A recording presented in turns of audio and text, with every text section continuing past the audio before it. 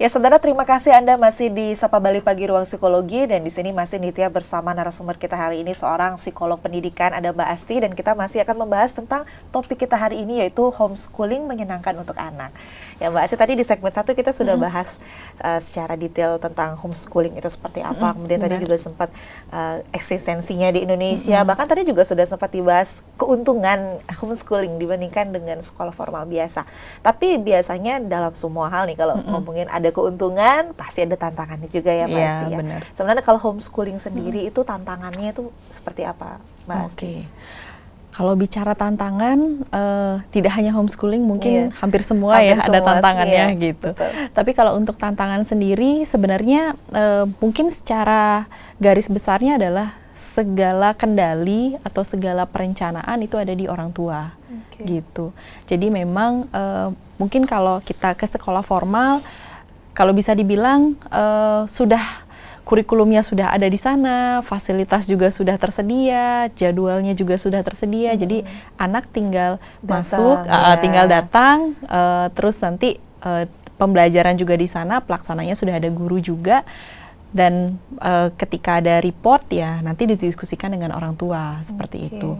Cuma memang kalau homeschooling memang akhirnya seperti yang mungkin pemirsa bayangkan, memang perencanaannya memang dari orang tua gitu. Jadi modelnya mau seperti apa, apakah semuanya dirancang oleh orang tua, apakah mau berkonsultasi dulu dengan ahlinya, jadi bisa 50-50 mungkin, jadi dibantuin untuk buat programnya, atau mungkin tadi kerjasama sama lembaga homeschooling yang komunitas. Jadi dia punya beberapa aspek yang mau dikembangkan, nah itu yang diadaptasi oleh orang tua gitu. Tapi sebenarnya tetap gambaran besarnya atau konsep besarnya harus ditentukan dulu oleh orang tua.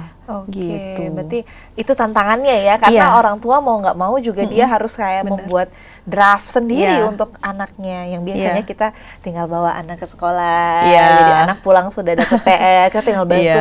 Jadi ini lebih beda. Berarti itu tantangan tersendiri untuk orang tua ya, kayak itu nanti tantangan utamanya sebenarnya. Utama orang tua. Mungkin nanti kita akan bahas yang lain. Tapi kita fokus dulu ke anak nih ya kan. Boleh. Dalam homeschooling ini tentunya kita juga harus melihat kesiapan anak ya, Mbak Asti. Iya, benar. Betul. Tadi juga sudah dibahas, sebenarnya tidak ada batasan umur berapa anak hingga boleh gitu masuk ke homeschooling. Biasanya nih Mbak Asti, kalau dari Mbak Asti sendiri sebagai psikolog pendidikan, yang paling sering atau yang paling butuh untuk segera di homeschooling itu usia-usia berapa? Golden age kah atau SD atau gimana Mbak Asti? Kalau untuk homeschooling sebenarnya hampir di semua usia bisa seperti tadi ya gitu. Mungkin tadi kalau kita lebih ceritanya kenapa sih itu muncul gitu. Tapi kalau sekarang misalnya bagi pemirsa nih yang sebagai orang tua sekarang, apalagi di kondisi apa ya, kalau bisa dibilang mungkin sekolah belum bisa buka seperti biasanya ya saat ini gitu. Sehingga jadi ada apa ya, ketertarikan untuk melihat opsi layanan pendidikan lain gitu. Cuma memang ketika memilih homeschooling berarti harus jelas kita mau kasih apa nih buat anak gitu. Apa yang kita mau tumbuhkan di anak, terutama karakternya gitu. Kalau untuk kompetensi mungkin kita bisa lihat di kurikulum Diknas gitu. Kayak mau pakai kurikulum KTSP kah gitu. Jadi untuk kompetensi di penguasaan materi itu kita bisa dari sana. Tapi yang sebenarnya lebih menantang adalah bagaimana apa karakter yang mau kita tumbuhkan nih di anak ketika kita mau homeschooling gitu. Itu sih. Kalau berarti dalam homeschooling ini, karena tadi juga sudah disebut awal munculnya untuk anak-anak dengan keterbatasan tertentu gitu ya. Berarti untuk anak-anak dengan keterbatasan itu juga homeschooling sangat mungkin untuk dipilih dengan orang tua. Iya, bisa banget. Karena yang kebutuhan, maksudnya yang punya keistimewaan tertentu mungkin bilang, itu tidak hanya yang mungkin terbatas seperti itu, tapi anak-anak yang daya tangkapnya cepat, dia juga kalau kita berikan di sekolah, tapi sekolahnya tidak punya program akselerasi atau tidak punya program enrichment sehingga dia bisa lebih cepat dari teman-temannya, beberapa orang tua akhirnya memilih homeschooling gitu daripada dia di sekolah. Misalnya nih ada satu tugas gitu, dia dikasih alokasi waktu setengah jam, dia sudah selesai 10 menit gitu, dan benar semua. Dikasih lagi sama gurunya, cepat juga selesai. Nah, akhirnya mungkin orang tua, wah dia sudah sudah melampaui teman-temannya di sana gitu. Dan apalagi kalau anaknya memang menunjukkan minat khusus di sana, ketertarikan pemirsa, misalnya dia suka di matematika misalnya seperti itu, jadi dia mau fokus di sana, itu biasanya memilihnya memang homeschooling. Jadi benar-benar yang di drill adalah kemampuan dia di sana gitu, sehingga nanti dia bisa lebih cepat. Mungkin kalau pernah lihat beberapa profil ya, kalau anak-anak, bukan anak-anak, mungkin bisa dibilang wisudawan termuda seperti itu kalau di luar negeri ya gitu. Itu kan kalau kita pikir, kalau kita hitung ya pemirsa, dari umurnya, dari umurnya harusnya belum gitu.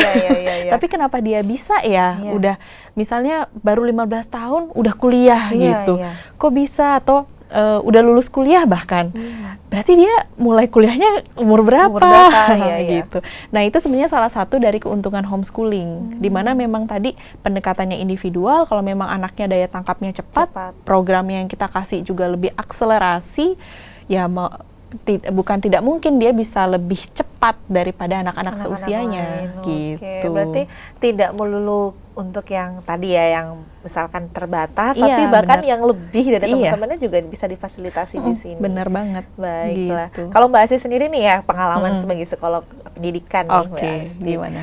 Melihat anak-anak yang dengan homeschooling itu, biasanya yang dalam homeschooling itu lebih diperhatikan apa sih Mbak Asih? Maksudnya untuk kompetensinya, apakah lebih ke akademik atau lebih ke kecerdasan emosional? Nah, itu seperti apa yang fokus di homeschooling itu Mbak Asih? Ini mungkin akan jadi diskusi juga ya buat pemirsa sebagai orang tua gitu, karena memang ketika memilih homeschooling, mau tadi misalnya lebih berat mana yang difokuskan, misalnya mau kecerdasan emosional kah, karakter kah, atau memang penguasaan materi, itu semua sepenuhnya ada di orang tua. Gitu. Kalau misalnya mau kalau misalnya mau semuanya balance, mungkin bisa pakai ada 4 poin aspek tumbuh kembang gitu. Jadi bisa lihat dari fisik motoriknya, karena tidak bisa dipungkiri bahwa kita belajar itu memang dari bergerak ya, gitu. Motorik gitu. Tidak selamanya kita hanya menonton atau mungkin kita menulis, baca, hitung, tidak terbatas di sana gitu. Nanti yang aspek kedua baru kita masuk ke yang kognitif atau daya tangkap itu gitu. Jadi penguasaan materi, misalnya nanti materi yang matematika kah, bahasa Indonesia, atau mungkin ada materi ilmu pengetahuan alam, sosial. Nah, semua itu di kognitif gitu.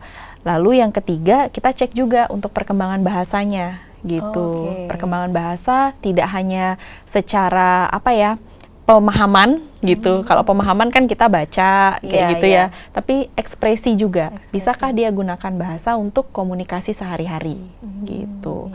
Itu yang aspek ketiga.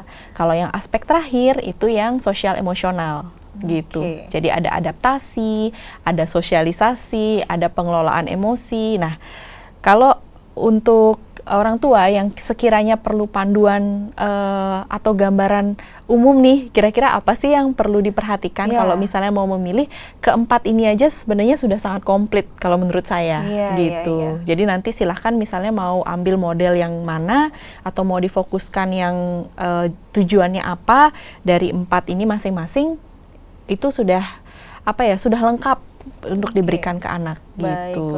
Nah, tentunya dalam memilih ini kan tidak semua orang tua itu paham dengan detail. Berarti di sini ada fasilitatornya, berarti kalau homeschooling itu misalkan untuk berkonsultasi itu ada ya? Ada. Jadi memang beberapa juga saya sempat dapat klien yang memang dia dari awal untuk cek kayak daya tangkapnya anak seperti itu. Karena orang tua belum mungkin kalau bukan dari psikologi mungkin belum kebayang ya gimana caranya ngecek gitu.